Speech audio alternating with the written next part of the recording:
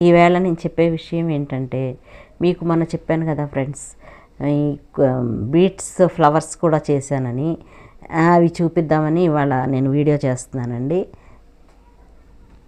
ఇదిగోండి బీట్స్తో ఫ్లవర్స్ బాగున్నాయండి. ఈ ఈ రకంగా చేయొచ్చండి, ఇంకొక విధంగా కూడా చేయొచ్చు.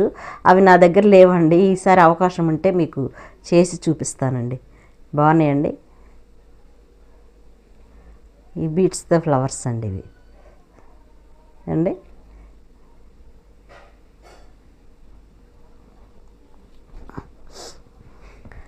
ఇంకా మీకు ఇంక వేరే ఐటమ్స్ గురించి చెప్తానని చెప్పాను కదా ఫ్రెండ్స్.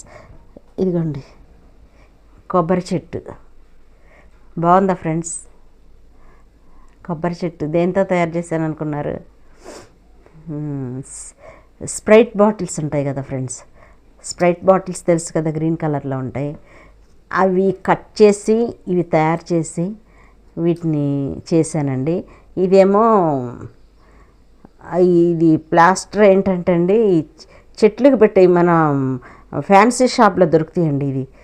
ఈ ప్లాస్టర్ గమ్ ఉంటుందండి దీనికి చుడితే చక్కగా అతుక్కుపోద్ది.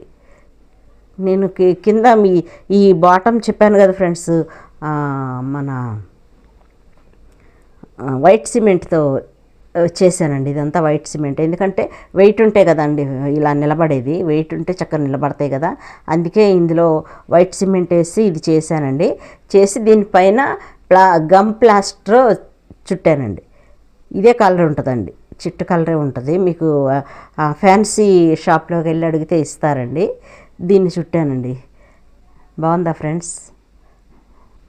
ఇదిగండి ఇది ఒకటి ఏం లేదు ఫ్రెండ్స్, మన ఇంట్లో ఉండే ఇప్పుడు ఈ మన బాటిల్స్ ఎలాగో స్ప్రైట్ బాటిల్స్, థమ్స్అప్ బాటిల్స్ తెచ్చుకుంటాం కదా ఫ్రెండ్స్, అవి తెచ్చుకున్నప్పుడు ఇవి చేశానండి.